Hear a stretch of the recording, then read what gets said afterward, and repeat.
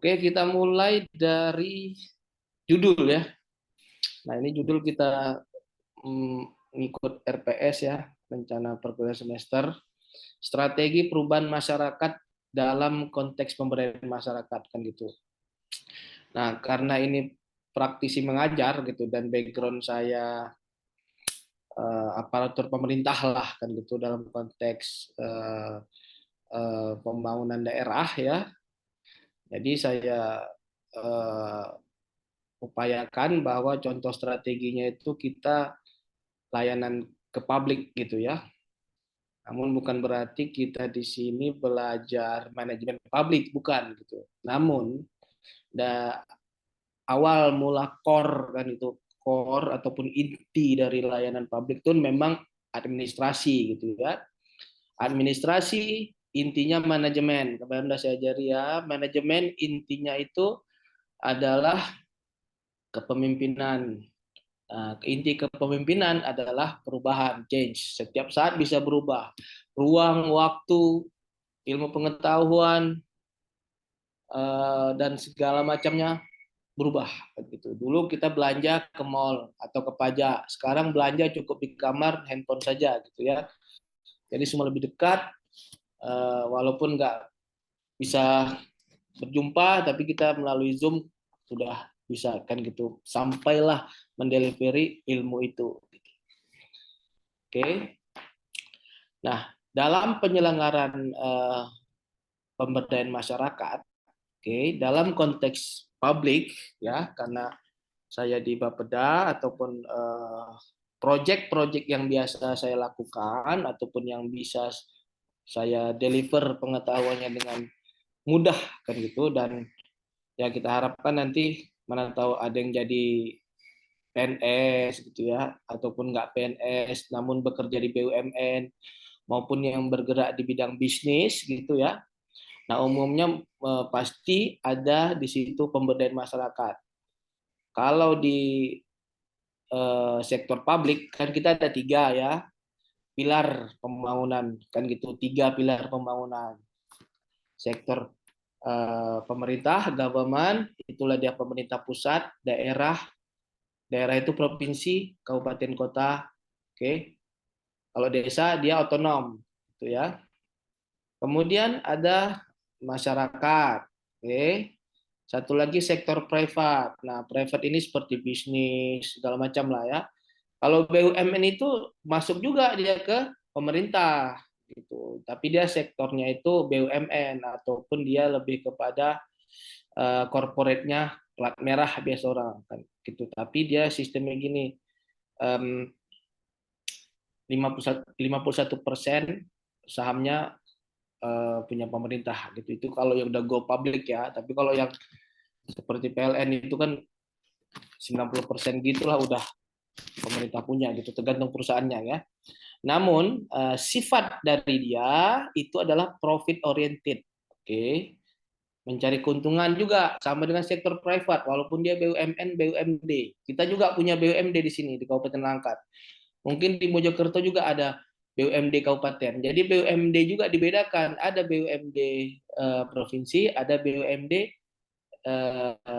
kabupaten kota. Biasanya itu yang paling umum kita sebut dengan PDAM, perusahaan dagang air minum. Kemudian ada BUMD yang dari sisi provinsi. Nah, itu biasa kita kenal ada Bank Aceh, Bank Jabar, Bank Jatim. Nah, itu dia skupnya provinsi BUMD-nya.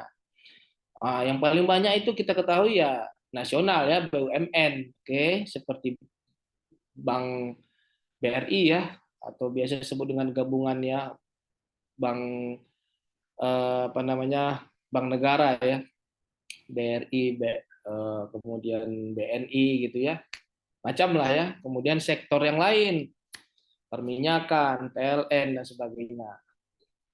Nah, kalau kita sebagai pemerintah daerah lah katakan ataupun kementerian itu apanya orientednya itu welfare atau kesejahteraan.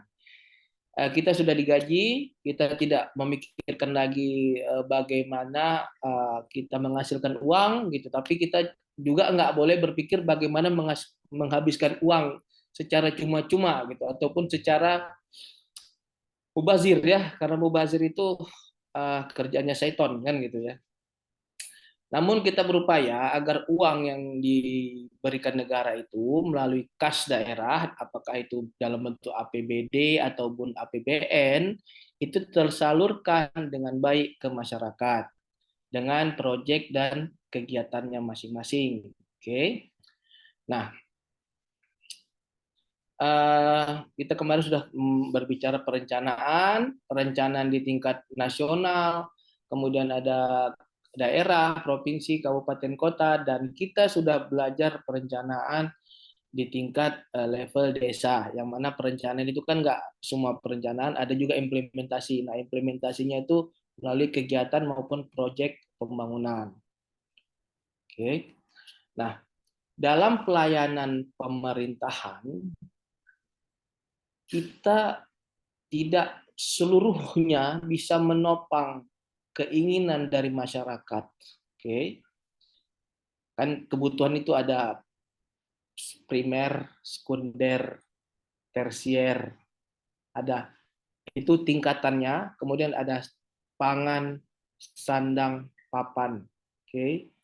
Nah, bagi kita aparatur negara ataupun pemerintah umumnya memikirkan hal-hal yang sangat penting ataupun biasa kita sebut dengan hal-hal yang primer ataupun sekunder. Tapi kalau yang tersier itu biasanya dipenuhi oleh private sector ya, seperti bisnis kan gitu ya. Nah, kembali kepada 3 pilar tadi, pemberdayaan masyarakat kalau dari sektor private itu keluarnya melalui kebijakan-kebijakan CSR dari sektor bisnis ya. Kalau dari sektor pemerintah ataupun government itu bisa dari project development ataupun proyek pembangunan dari anggaran negara, APBN, APBD provinsi, APBD kabupaten maupun APBD kota, dan dari kalau tingkat desa dia dari APBDes. Oke. Kemudian yang dari sektor masyarakat biasanya mereka melalui organisasi-organisasi. Biasa kita sebut dengan non-government organization, NGO, itu ada yang internasional, ada yang nasional. Mereka juga mendapat sumbangan dari pihak ketiga gitu, baik dari pemerintah juga memberikan, dari masyarakat yang kaya memberikan, ya kemudian dari sektor bisnis. Ada juga di lain itu seperti OKP, organisasi kepemudaan, ormas dan sebagainya, dan mereka berusaha bersatu padu ya dalam pemberdayaan masyarakat.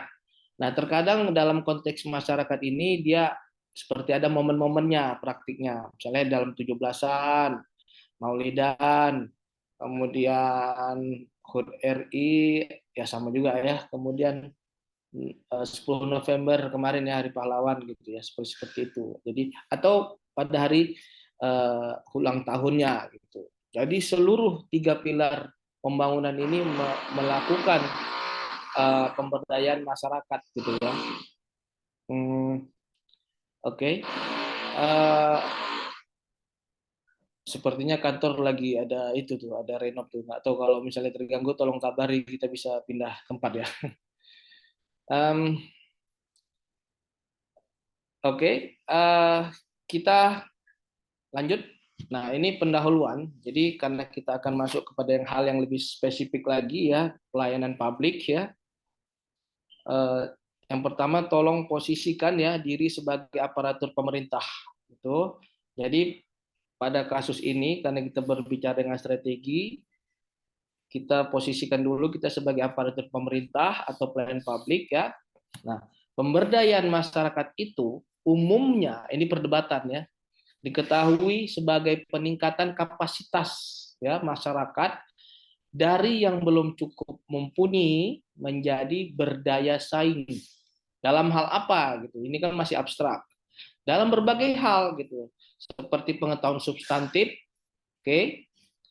Pengetahuan substantif ini seperti profesionalisme di bidangnya lah gitu. Misalnya kalau dia pengetahuan substantif, masyarakat misalnya belum tahu cara goreng, kasih tahu cara goreng, menenun, kemudian cara buat ngaduk semen gitu ya. Banyak ya kreativitas-kreativitas seperti itu. Termasuk kewirausahaan, ekonomi, sosial kemasyarakatan gitu ya, dan politik dan sebagainya. Oke. Nah, tujuan utamanya adalah peningkatan kemampuan manajerial dan substantifnya, gitu. Yang tadi ya. Nah, namun gitu ya, sebenarnya kita juga ada perdebatan gitu. Pintar dia, tapi kalau nggak didukung sama kemampuan modal, tidak dukung dengan eh, apa namanya fasilitas fasilitas dia basic gitu, basis facility, fasilitas dasar, kebutuhan primer dia itu ya sama doang gitu, yang ada nggak bisa bergerak juga gitu. Makanya dalam konteks pemberdayaan masyarakat kita perlu melakukan hal yang lebih komprehensif untuk itu gitu.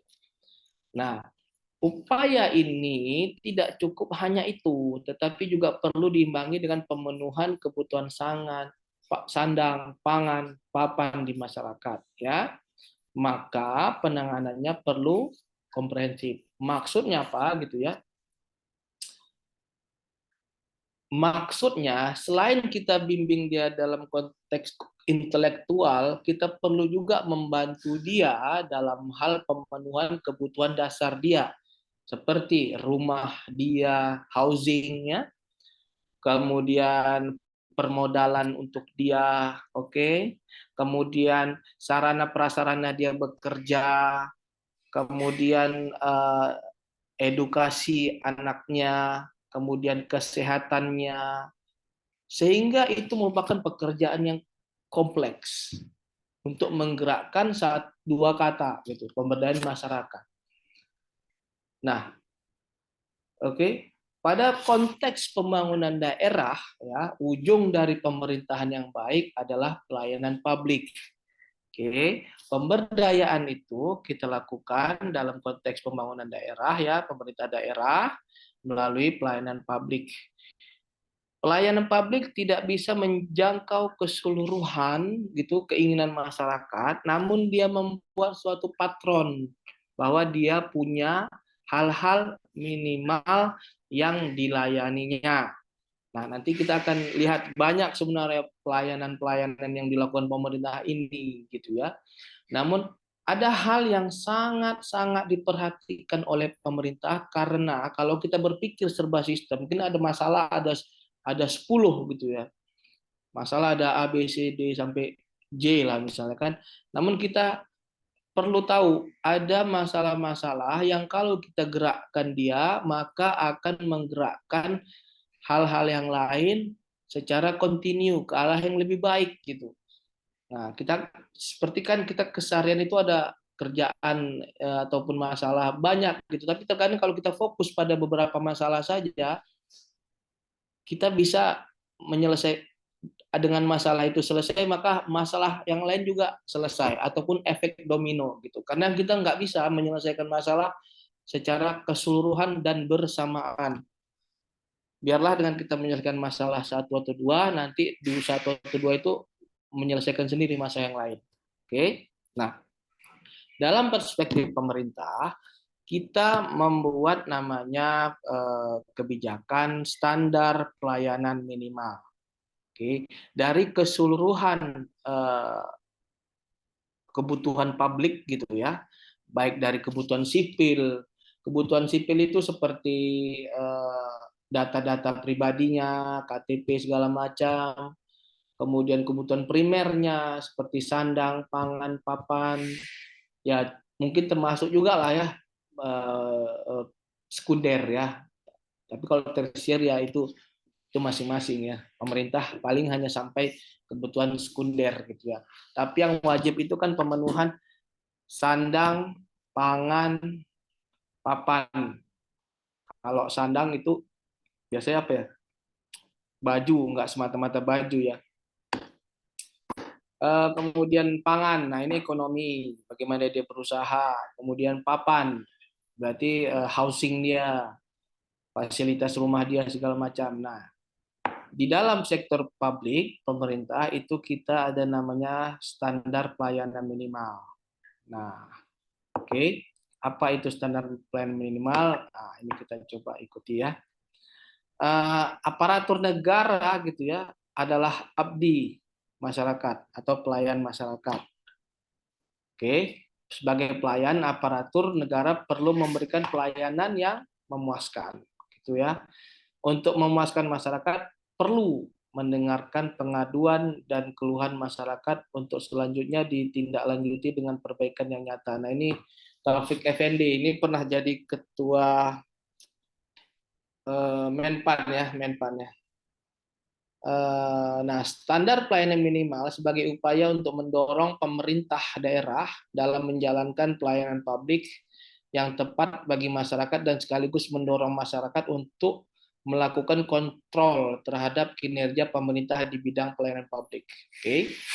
Nah, semua dilakukan melalui aturan. Oke. Nah, dalam konteks standar pelayanan minimal, kita menggunakan kurang lebih perhatian itu terfokus pada 5 hal.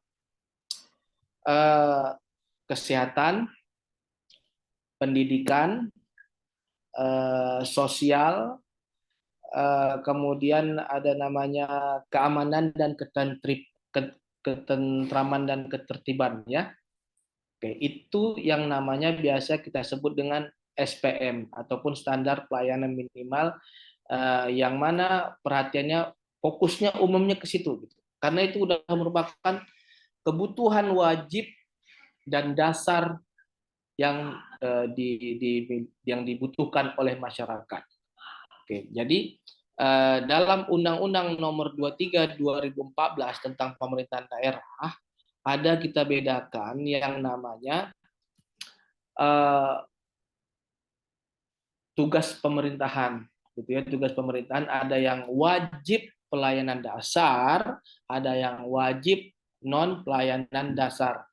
Yang dimaksud dengan SPM ini adalah perhatian yang besar terhadap urusan pemerintahan wajib pelayanan dasar. Nanti akan ada. Namun ini masih penjelasannya ya. SPM adalah ketentuan tentang jenis dan mutu pelayanan dasar. Kita nggak sampai belajar jenis dan mutu, tapi kita akan belajar terkait dengan penggunaan dari kegiatan ini ataupun bagaimana praktiknya. Oke. Nah, pelayanan dasar adalah jenis pelayanan publik yang mendasar. Oke, ini nanti ada langsung aja ke praktik ya. Ini silakan baca aja. Pada pelayanan publik kepuasan masyarakat diupayakan. Oke, ini udah pasti ya.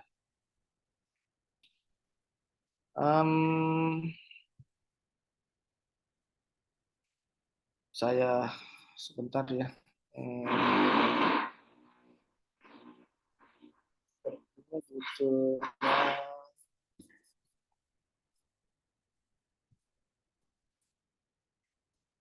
Saya coba menyampaikan dulu biar lebih ini ya. Nah, ini yang saya maksud tadi ya.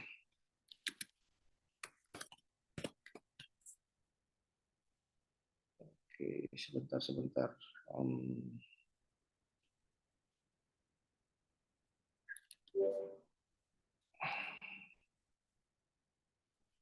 Ini ada contoh ini,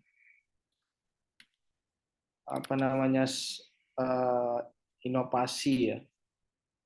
Inovasi dari, cuma waktu di ini nggak ini ya, nggak nimbul gitu apanya, fotonya gitu. Tapi coba saya crop ya, mungkin bisa.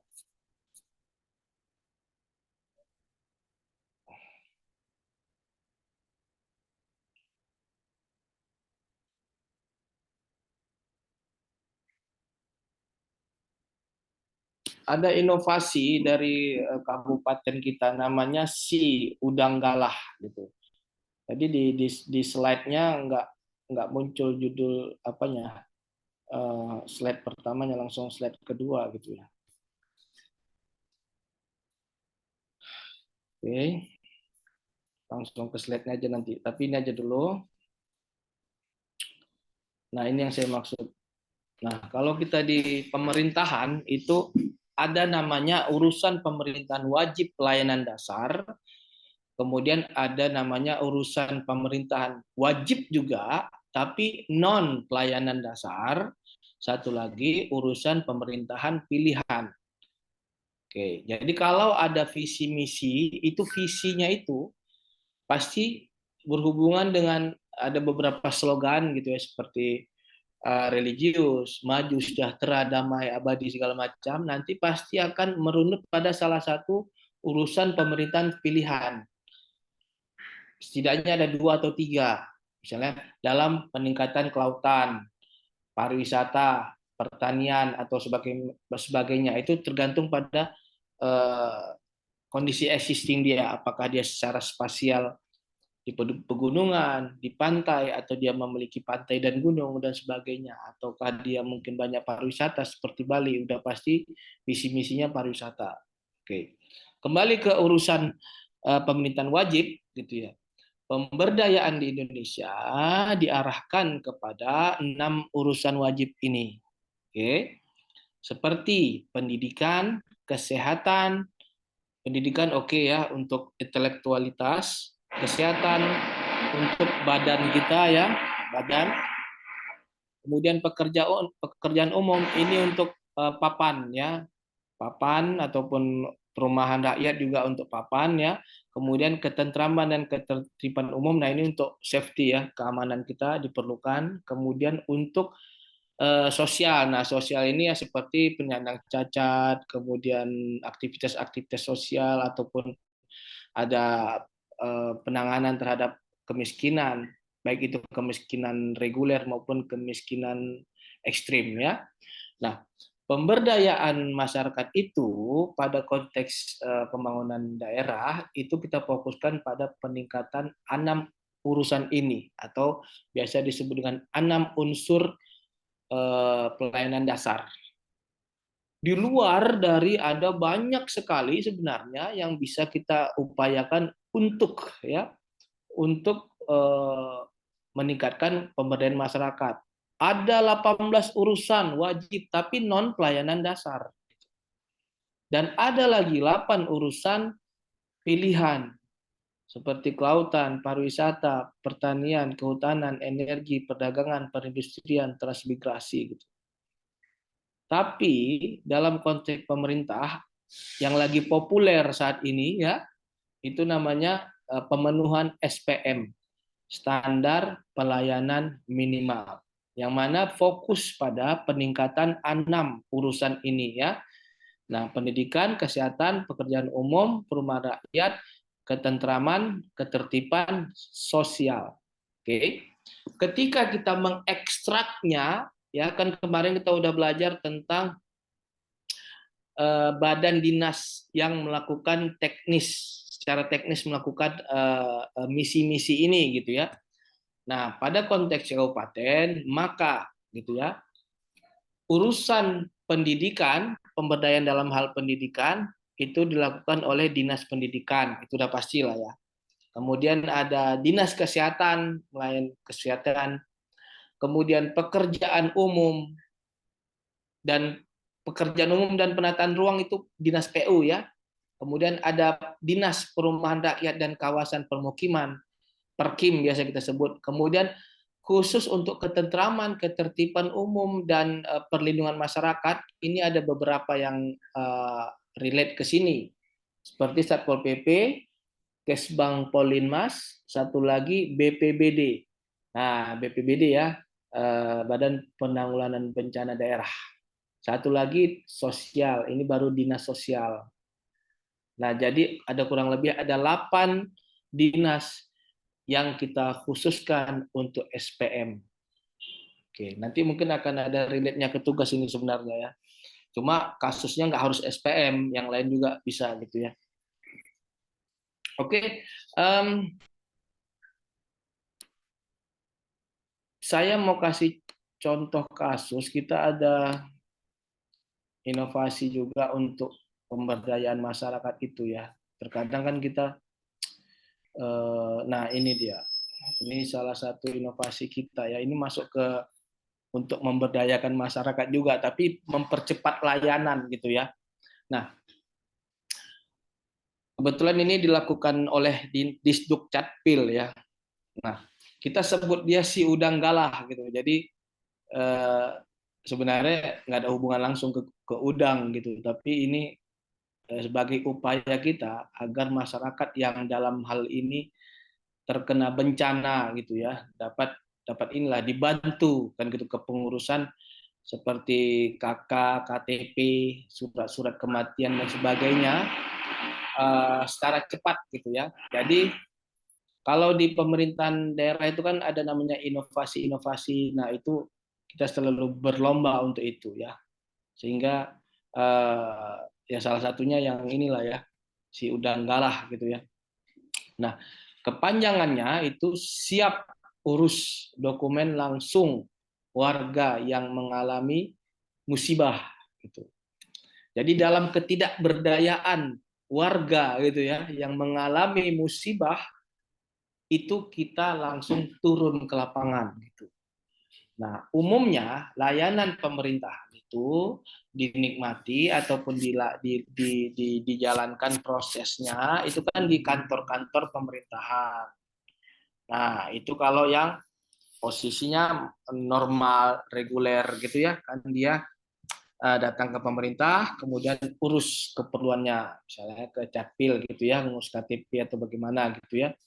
Nah, namun terkadang kan ada yang terkena bencana ataupun dalam hal ini mengalami musibah, apakah itu banjir, kemudian tanah longsor, kemudian ada namanya kebakaran gitu ya. Nah, kan panik gitu, masyarakat panik. Ini gimana nih gitu ya, mau ngurus klaim asuransi ataupun mau ngurus-ngurus dokumen kan eh, nggak bisa gitu, nggak bisa cepat gitu, harus ada keterangan polisi segala macam dan keadaan itu ribet lah kan gitu. Nah, jadi pemerintah daerah itu berupaya gitu. Ini kebetulan kasusnya langkat, mungkin yang lain ada yang lebih baik lagi lah kan gitu. Dengan si udang galah ini namanya kegiatannya lah ya, programnya namanya si udang galah ataupun proyeknya. Ketika ada masyarakat yang kebakaran ataupun mengalami musibah ya, tanah longsor, banjir gitu ya, kita melayani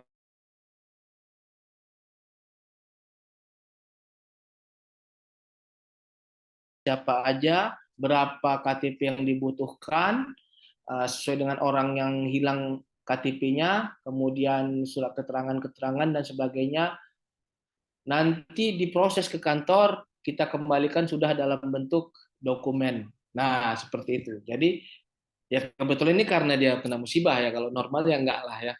Nah, bagaimana praktiknya? Nah, ini kita lihat ya. Nah, ini selalu ada dasar ya, Undang-Undang Nomor 23, kemudian Permendagri gitu ya dengan dokumen kependudukan ya sesuai dengan ininya lah ya, bidangnya lah ya. Kemudian, nah ini kan udah kondisi yang tidak berdaya gitu ya, seperti korban bencana alam, bencana sosial gitu ya, orang terlantar gitu ya, penduduk yang menempati kawasan hutan, tanah negara dan atau tanah dalam kasus pertanahan gitu, komunitas terpencil kan itu.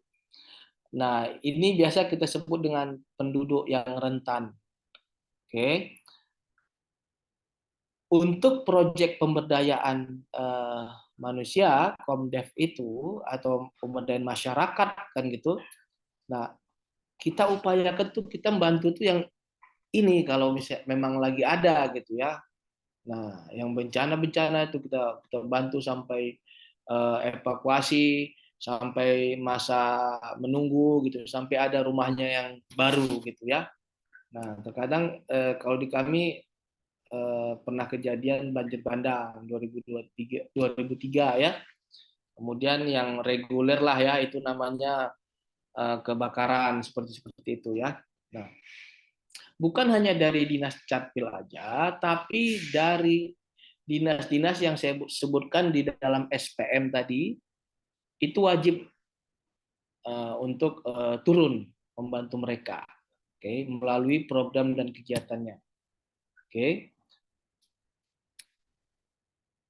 Nah, ini latar belakang ya, musibah, misalnya dia kena musibah, banjir, tanah longsor, angin puting beliung, ini lumayan bahaya ya. Itu atap bisa naik-naik gitu, gempa ya, dan sebagainya. Tidak hanya menyebabkan korban jiwa, juga material, juga kehilangan kerusakan dokumen. Nah, kebetulan ini yang disasar karena dia ini adalah Discatpil ya, dia yang disasarnya ya pemenuhan dokumen yang hilang-hilang itu ya.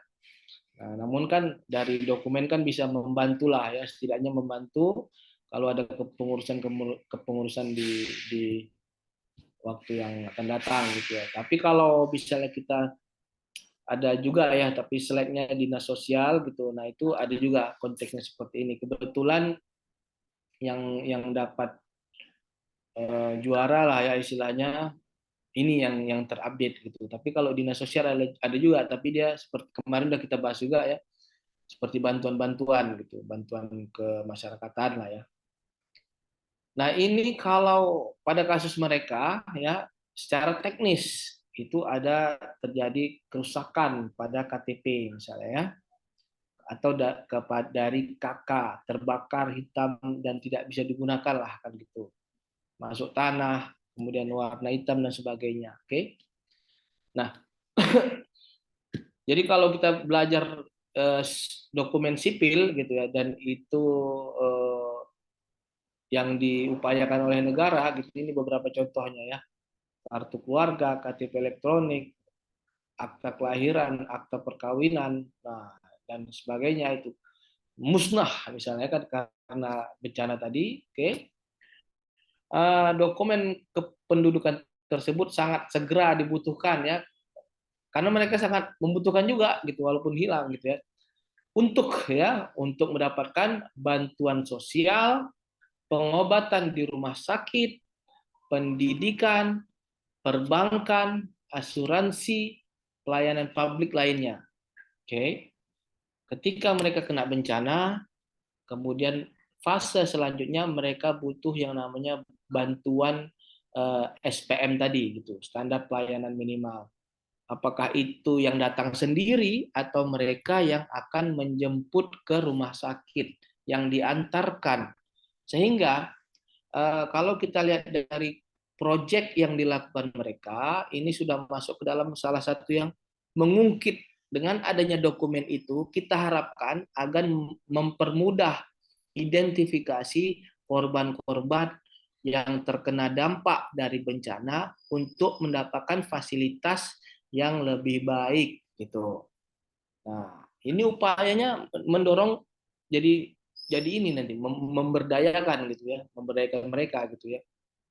Sehingga mereka merasa, oh ternyata kita tuh difasilitasi negara, kemudian kita tuh di apa namanya diperhatikan negara gitu ya, dan diperlakukan dengan baik gitu ya. Nah, sedikit upayanya memang hanya untuk memberikan eh, layanan kependudukan gratis cuma-cuma pada masyarakat yang terkena dampak bencana. Namun efek yang dia dapat berikan itu adalah kemudahan menginvestigasi dari data diri dari korban gitu ya. Misalnya dia nanti mungkin ke rumah sakit atau perbankan ya, masalah keuangan, pendidikan, mungkin anaknya sekolah, melanjutkan sekolah, itu kan stres lah ya pada saat itu ya, kalau apalagi udah kebakaran gitu ya. Mungkin yang pernah mengalaminya ini pasti pada saat suatu yang down ya, down gitu. Nah, itu dan dalam keadaan tidak berdaya gitu ya, tidak berdaya secara mental gitu ya, secara ini ya, kapasitas gitu ya, apalagi dia hartanya hilang gitu ya. Nah, itu posisi yang sangat sangat low. Posisi yang sangat low gitu ya. Beda dengan yang kita melakukan pemberdayaan kepada orang masyarakat normal gitu ya. Nah, tapi pada saat pemberdayaan ini mereka itu sangat butuh ya, apalagi kalau apa ya, air-air ini kan ya, tapi nggak masuk ke sini ya, seperti perang-perang apa Palestina segala macamnya, itu perlu pemberdayaan gitu ya. Oke, bantuan-bantuan kemanusiaan ya, tapi larinya ke bantuan kemanusiaan. Kalau di pelajaran ini bantuan untuk sosial ya. Oke, nah ini kita hadir gitu ya pada proyek si Udang Galah gitu. Bagaimana kegiatannya? Oke, oke ini sasarannya ya. Tadi sudah saya jelaskan. Kemudian ini tujuan ya. Tujuannya kalau dalam perencanaan itu kan udah pasti harus ada yang nama proyek, kenapa, kemudian visi, tujuan segala macam. Nah ini yang formalnya, normatifnya seperti ini ya. Keterangan, ini stakeholder ya, kerjasama dari berbagai pihak ya, banyak ya, seperti warga yang terkena, desa, kelurahan, ya distrik capil, termasuk ada aparatur TNI Polri juga lah ya. Nah ini mekanismenya, ketika ada warga yang mengalami musibah, kemudian dilaporkan ke aparatur desa dan kecamatan bekerja sama mendata. Nah, kemudian yang nomor 3, pendataan dan pengiriman berkas dan penyerahan dokumen oleh Korwas. Nah, ini Korwasnya seperti sistem mereka ya, koordinator wilayah gitulah ya, Duscapil. Kemudian verifikasi penerbitan dan pengiriman dokumen kependudukan oleh Distrik Capil. Nah, ini nomor 4 nih teknis sekali gitu. Ada menggunakan sistem adminduk ya, penduduk kependudukan, ada barcode, kemudian semuanya udah ini ya, sekarang udah tersentralisasi, tersentral, ter yang jelasnya terdigital ya, terdigital sekarang itu. Nah, ini sistem-sistemnya lah ya, menggunakan email, pengiriman dokumen dan sebagainya. Pokoknya yang terkena dampak itu dia tinggal lapor aja gitu nanti sama sama petugas gitu ya. Nanti biar petugas yang menyelesaikannya. Kurang lebih ini dalam 24 jam kita udah cetak ulang namanya, cetak ulang admisi kependudukannya. Yang mana kalau bukan melalui ini biasa kita itu normal pasti datang dulu. Kemudian kalau kita jauh bisa sampai 1-2 jam dari kantor pemerintahan, kita bayar ongkos dulu. Kemudian makan siang sampai menunggu, kemudian menunggu hasil sampai sore, kemudian baru balik bayar ongkos lagi. Ya itu kurang lebih kalau selesai 1 hari ya, terkadang kan sampai 3 hari 5 hari gitu. Jadi 2 kali dia ke kantor pemerintahan itu dengan pola yang sama. Namun dengan inovasi ini ya kebetulan ya memang yang kena bencana aja ya, itu bisa memudahkan. Oke, ini kemudian diantar langsung. Nah, diantar langsung tuh kemudahan dalam mendapatkan akses pelayanan publik lainnya. Oke, penataan warga korban musibah menjadi lebih akurat. Ya. Nah ini kita berharap memang biasa 1 hari gitu ya. Kalau terkadang kan kita nggak bisa janji juga. Mana tuh ada kendala, listrik mati ya, petugasnya nggak datang, cuti petugasnya, umroh lah segala macam nih haji ya kan bisa juga ya alasan-alasan inilah ya. Mungkin sakit gitu, nah ya paling apa molor-molor sedikit, tapi itu jarang ya. Biasanya 1 hari udah selesai gitu. Oke. Ini waktunya. Nah, ini ada yang sudah kita lakukan ya. Ya kalau bisa janganlah kan gitu. Karena semakin banyak ini keluar kan berarti semakin banyak bencana gitu ya. Kalau bisa kosong alhamdulillah gitu. Berarti nggak ada bencana ya di wilayah kita ya. Ini 2021 13 keluarga. Nah, ini banyak, ada yang kebanjiran, ada yang kebakaran ya. Nah, itu contohnya itu di bawah tuh nanti ada yang kebakaran kalau nggak salah. Ini masyarakat penerimanya ya. Nah ini salah satu contoh apa ya pemberdayaan masyarakat ya dalam konteks pemenuhan sivil ya, sivil dokumen ya. Tahun 2022 ada kita layani 32 keluarga. Oke. Nah ini contoh fotonya. Nah itu yang baju putih itu kepala dinas capilnya itu ya. Nah sebelah kiri dia pakai baju hijau itu. Nah itu. ketika dia kebakaran dalam keadaan down ya, kita bantulah, kan gitu lah. Kita yang turun gitu. Kalau misalnya dia keadaan ini normal kan mereka yang mendatangi kantor pemerintahan gitu ya. Oke, itu dia. Ini contoh-contoh masyarakatnya ya, foto bareng. Nah, kita ini publikasi ya, publikasi Distrik Capil ya. Kita perlu mempublikasi ya, bukan berarti kita pamer gitu. Terkadang kalau nggak ada dipublikasi kan nggak ada yang tahu juga itu sebenarnya niatnya. Di YouTube juga kita kasih tahu supaya masyarakat juga tahu gitu. Kemudian sebelum dan sesudah. Nah, kemudahan ini beberapa kemudahan. Warga yang wajib melapor sesudah kewajiban petugas untuk mendata jemput bola lah, seperti jemput bola gitu ya. Jadi ada sesuatu yang inovatif di sini dari segi pendataan, media teknologi yang digunakan yang seharusnya manual, tapi udah ada ini kita bisa berbasis email, kemudian efisiensi, efektivitas dan sebagainya ya. Silakan baca, nanti saya kasih ini. Oke, ini detail aja.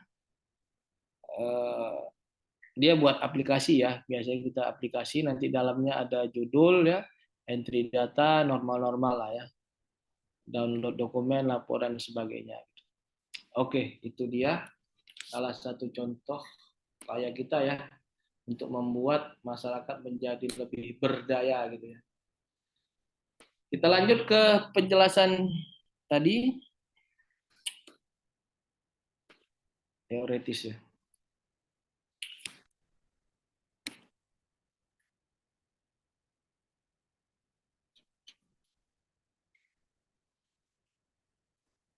Tadi sampai sini.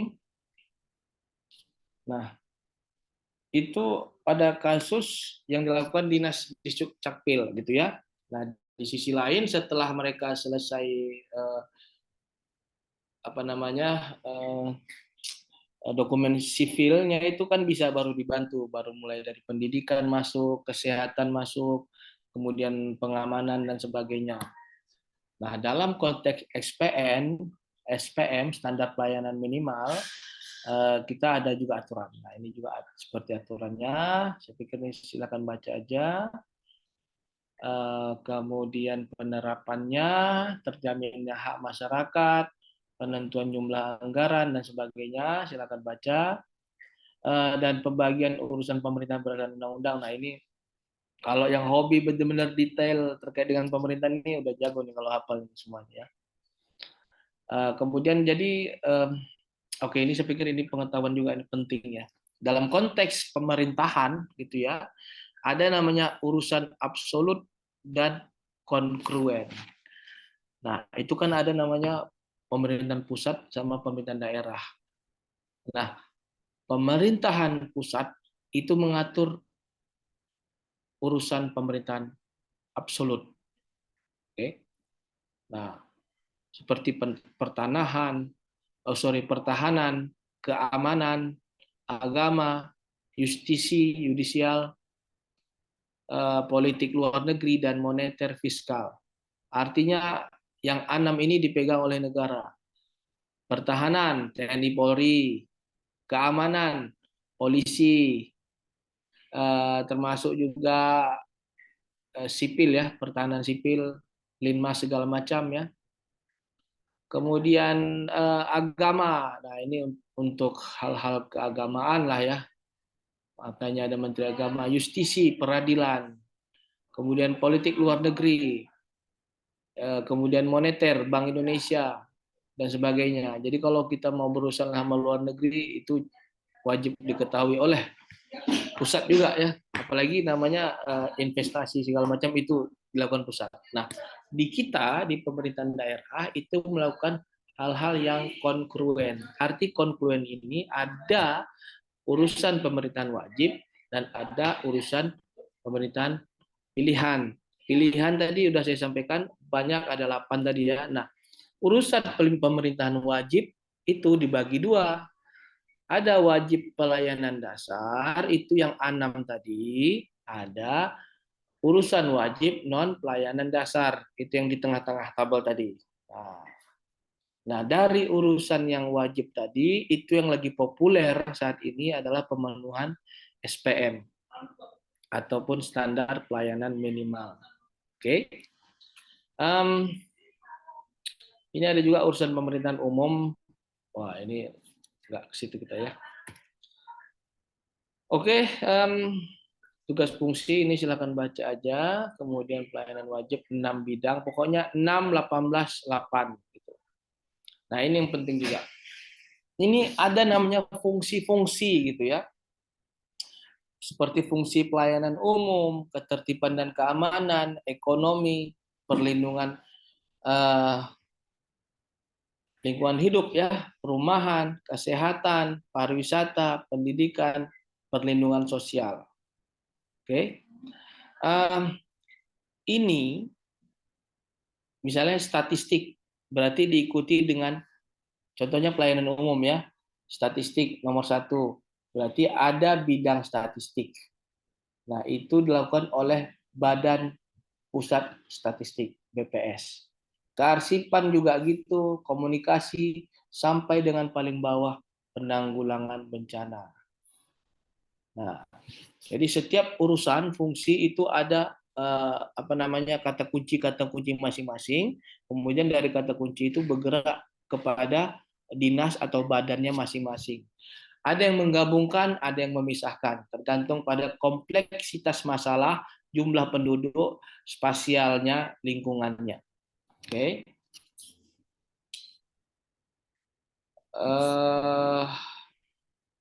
Baik, saya langsung masuk kepada ini perdebatan ya. Kalau ada yang hobi Undang-Undang 32 2004 sampai ini tapi nggak masuk ke sini kita masuk ke langsung ke praktiknya. Nah ini contoh ya. SPM ketentraman dan ketertiban umum pada suatu kabupaten kota itu jenis pelayanannya apa gitu ya. Nah, pelayanan ketertiban umum dan ada 3 ya. Biasanya kita yang nomor 3 bawah pelayanan pencegahan dan kesiapsiagaan terhadap bencana. Oke. Mutunya kita siapkan. Penerima pelayanannya kita siapkan juga. Warga negara lah ya pastinya. Nah, kalau seperti yang nomor 3 ya, pelayanan pencegahan dan kesiapsiagaan terhadap bencana. Nah, itu kita berdayakan melalui pelatihan-pelatihan, diklat, kita biasa sebut dengan diklat ya. Apalagi kalau yang memang rentan bencana gitu, itu biasanya sering dilakukan. Namun di luar dari itu, kita ada namanya petugas. Nah, petugasnya ini seperti kalau dinas sosial ada petugas lapangannya, kebencanaan juga ada petugas lapangannya. Dia mencakup satu kecamatan atau beberapa kecamatan yang memang dia tinggal di situ. Jadi dia sebagai yang standby lah, standby kalau ada bencana, kalau ada hal-hal penanganan sosial biasanya digabung ya. Nah itu ke dia biasanya gitu laporannya. Kerjasama dengan masyarakat dan kecamatan setempat ya. Oke, samping itu juga banyak ya pelayanan, penyelamatan dan evakuasi korban. Kalau yang ini tadi seperti nomor 1, 2, 3 itu kan pra kejadian bencana misalnya ya. Nah, kalau yang ini pada saat, oke, pada saat kejadian bencana dilakukanlah pelayanan penyelamatan dan evakuasi korban bencana. Jadi seluruhnya kegiatan pemerintahan itu sudah didata, didokumentasikan, diplanningkan dengan cukup baik. Kita nggak bilang sempurna ya, walaupun ada memang mungkin yang kurang. Namun itu sudah kita dokumentasikan. Namun perdebatannya di dalam praktik adalah ketika itu diaplikasikan di lapangan, dipraktiskan, ada ketidaksesuaian. Contohnya bantuan tidak diberikan kepada yang semestinya disampaikan, lebih kepada keluarganya, kroni-kroninya, atau yang dia senang saja. Nah itu terkadang ada yang nggak terima, melapor ke pejabat di atasannya, atau melapor kepada media massa dan sebagainya. Oke, itu satu. Kemudian penyalahgunaan wewenang terhadap pemenuhan belanja. Nah, udah bagus dianggarkan, namun ternyata di markup segala macam. Nah, itu jadi temuan juga kedua. Oke, tentang anggaran ya. Kemudian yang ketiga tentang manajemen, koordinasi yang kurang baik antar sesama leading sektor ya. Misalnya kan BPBD itu kan seharusnya koordinasi dengan SAR, koordinasi dengan aparatur kepolisian, dengan TNI ataupun juga dengan pemerintah setempat, kecamatan, baik yang merupakan border atau tetangga maupun yang internal kita lah ya. Terkadang cukup dengan internal, yang bordernya lupa. Terkadang udah terlalu jauh malah dia koordinasi dengan bordernya aja gitu, atau perbatasan gitu kan. Dua semuanya lah itu terkait koordinasi. Karena kalau kurang koordinasi penanganan jadi lambat ya, nggak maksimal. Nah, itu biasanya perdebatan ini di lapangan itu tiga itu aja gitu ya.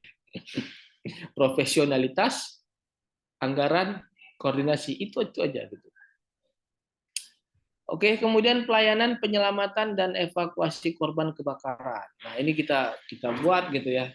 Nanti dari PP ini dia akan turun menjadi peraturan bupati gitu ya. Jadi di setiap kabupaten kota ada interpretasi dari PP ini gitu ya.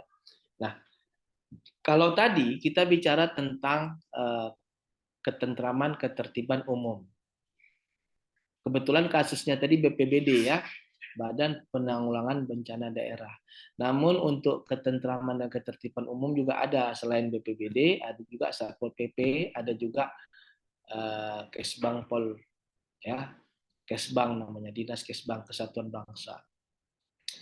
Oke, ini kalau contohnya di bidang sosial.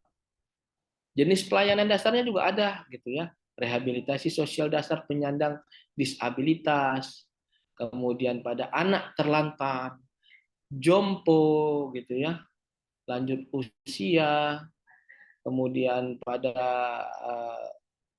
tuna sosial gitu ya, gelandangan, pengemis, itu semua diatur gitu untuk pemberdayaannya. Setidaknya kita siapkan tempat tinggal dulu, baru kita kasih pelatihan, baru kita kasih modal, ada juga kita kasih tugas untuk apa namanya, tanam menanam ya, ada tanaman di situ, atau kita minta untuk menanam sesuatu seperti jagung dan sebagainya ya.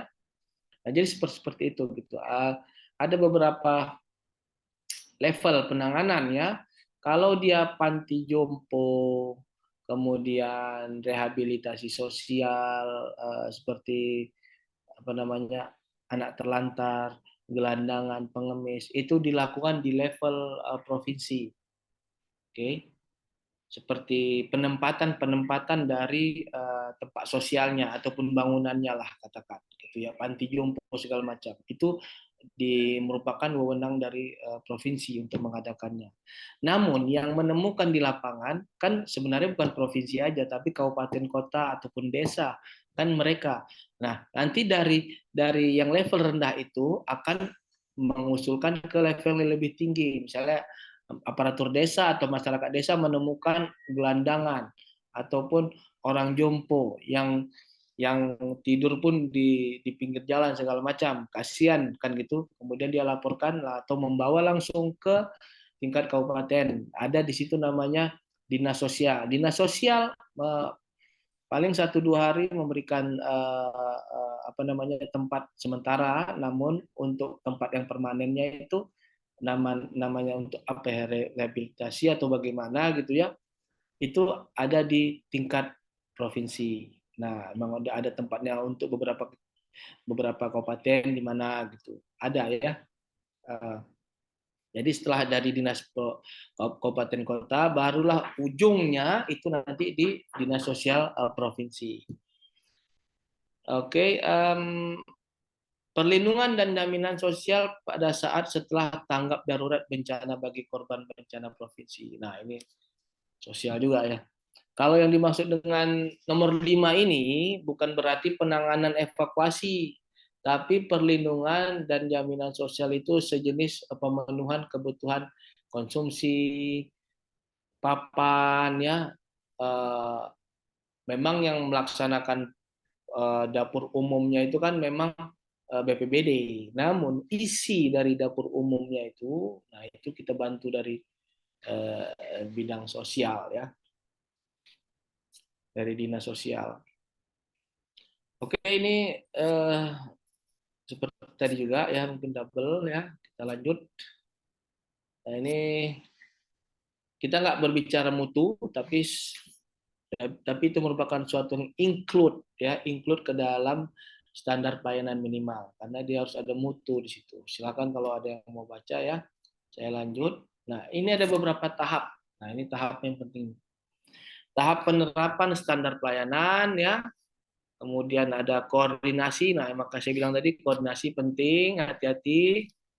Pembiayaan anggaran itu penting, ya. Kemudian pelaporan. Nah, ini kadang pelaporan ini lama, ya. Belum dibayar-bayar bond dulu gitu ya, segala macam. Kemudian pembinaan dan pengawasan. Oke, ini pelaporan kita nah, oke, kita langsung ini aja. Ada namanya peraturan bupati gitu ya, atau peraturan kepala daerah. Nah, itu merujuk kepada aturan yang lebih besar tadi gitu, atau undang-undang atau PP tentang SPM. Oke. Yang mana ketika pembuatan ini ada target-target standar pelayanan minimal yang diupayakan oleh pemerintah daerah dari 6 urusan tadi, ya, dari 6 fokus SPM tadi. Jangan lupa, ya. Nah, ini oke, macam biasa, menimbang, mengingat, ya. Nah, jenis. Nah, ini jenisnya pasal 3, ya. Pendidikan anak usia dini, pendidikan dasar. Jadi seolah-olah ini kalau kita berbicara layanan minimal untuk pemberdayaan masyarakat itu sudah komplit masuk ke dalam aturan ini semua gitu. Nah, pelayanan kesehatan sampai dengan kebutuhan pokok air minum, pelayanan pengolahan air limbah, rehabilitasi rumah yang layak huni, ya. Kemudian validitas informasi, pencegahan dan kesiapsiagaan terhadap bencana dan sebagainya. Nah, ini sudah komplit semua kita masukkan ke dalam peraturan bupati tentang SPM ini. Oke. Nah, kemudian kita ekstrak lagi mencapai target-target tahunan itu. Nah, seperti ada pendidikan, pelayanannya apa aja? Pendidikan dasar, pendidikan kesetaraan, pendidikan anak usia dini, nah, seperti itu ya. Target 100%, batas waktu pencapaian setiap tahun dan sebagainya. Ini ada juga kesehatan gitu ya. Kemudian pekerjaan umum penyediaan kebutuhan pokok air minum, pengolahan air. Ini masih sedikit aja sebenarnya, belum lagi jalan hot mix gitu ya dan sebagainya. Kemudian perumahan rakyat, kemudian dalam sisi Trantibum Limas gitu ya, pelayanan ketentraman dan ketertiban, misalnya indikator pencapaiannya, ya. Kalau ini sebutannya perencanaan strategik gitu. Nah, harus ada indikatornya gitu. Target capaian, batas waktu. Gitu. Nah, kalau di pemerintah ini gini-gini deh ya. Satu lagi di bidang sosial gitu ya, rehabilitasi sosial dasar penyandang disabilitas. Kemudian sebenarnya ini interpretasi dari aturan tadi gitu ya, lebih lebih detail yang dibutuhkan oleh yang dibutuhkan oleh kabupaten kota tertentu. Oke, itu aja untuk hari ini. Sebelum ada yang bertanya, ini saya bagikan tugas ya. Sembari saya bagikan tugas, mohon open cam semua ya. Nanti kita mau foto. Nah, ini ada tugas yang pertama, sebagaimana telah terbentuk ya, maka mohon dilakukan secara bersamaan. Mohon nanti ada ketua kelompoknya, ya, perhatikan mahasiswanya yang tidak aktif tidak perlu dimasukkan ke dalam nama-nama itu ya. Nanti kan ada dia. Nanti saya kasih contoh lah. Kemarin udah belum ya? Oh belum. Kita kasih contoh ya. Nanti kan ada lembar pertama nama-namanya dulu ya. Nanti baru latar belakang sebagainya lah gitu ya. Tapi kan nggak perlu dikasih contoh langsung aja nanti ya. Atau nanti bisa aja saya kasih contoh. Kemudian tugas satu ya. Tugasnya satu aja sih sebenarnya. Cuma yang dikumpul dua ya. Yang dikumpul itu makalah dan slide presentasinya ya. Jadi ada dua ya. Buatlah makalah ilmiah dengan tema pemberdayaan masyarakat pada berbagai bidang sesuai dengan kelompoknya. Tadi kan ada kelompok 6 kelompok ya, seperti pendidikan, kesehatan, kemudian dan bla bla bla sebagainya, yang mana dilakukan leading sektornya oleh bisa desa, bisa provinsi, bisa kabupaten, bahkan bisa proyek dari nasional. Ya, buatlah praktik itu dirangkum sedemikian rupa, yang mana praktek yang diajukan itu sebenarnya merupakan suatu apa namanya refleksi dari teori. Teori apa? Itu silakan cari nanti teori-teorisnya, nanti ada buku saya kasih. Bisa dia diambil dari menurut teori ini bahwa pemberdayaan masyarakat ini dilakukan oleh secara begini-begini ya.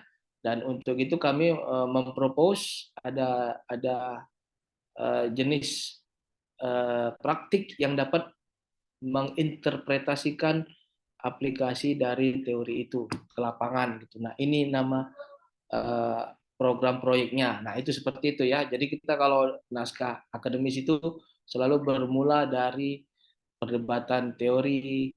Tapi ini kan kita nggak membuat ini ya, membuat naskah skripsi gitu nggak. Tapi kita seperti kajian ya atau analisis teori ke praktis. Oke. Jadi buatlah makalah ilmiah secara berkelompok dengan tema pemberdayaan masyarakat pada berbagai bidang sesuai kelompoknya. Nanti saya kasih tugas kelompoknya masing-masing. Maksimal 8.000 kata sudah termasuk daftar pustaka. Makalah dikumpul pada pertemuan ke-8 ya di akhir. Kemudian itu kalau salah 28 November. Jadi ini adalah pertemuan ke-6. Pertemuan ke-7 minggu depan insya Allah masih posisi perkuliahan seperti biasa. Nanti ke-8 baru presentasi mahasiswa. Oke. Yang dikumpul yang pertama makalah tadi yang paling banyak 800 kata tadi ya. Makalah ini sejenis review literatur dulu direview ya, misalnya buku-buku nanti ada saya kasih, boleh juga dari jurnal segala macam ya. Direview dulu, baru nanti ada calon kasus yang bisa menginterpretasikan review itu. Yang direview adalah teori-teori terkait dengan tentang pemberdayaan masyarakat. Baru nanti dikhususkan kemana, apakah ke pendidikan kah, ke pelayanan ekonomi kah, atau ke yang lainnya, kan gitu. Nah, gunakan salah satu atau beberapa kasus yang menginterpretasikan tinjauan teoritis yang dibuat di awal tadi. Dan kasusnya itu di Indonesia, boleh di tempat sendiri maupun tempat luar, ataupun di provinsi yang lain ya. Boleh dalam konteks pemerintahan provinsi, artinya dana yang keluar untuk itu adalah dana APBD provinsi. Atau dari kabupaten, atau dari kota dan desa. Kalau yang dari kementerian juga silahkan ya. Nah, karena kebetulan kita konteksnya pemerintahan daerah, jadi saya paling banyak buat di situ provinsi. Tapi kalau ada yang mau buat proyek nasional terkait dengan pemberdayaan masyarakat, silahkan. Nah, jangan lupa teorinya di awal ya, pemerintahan nasional, pemerintah pusat lah ya.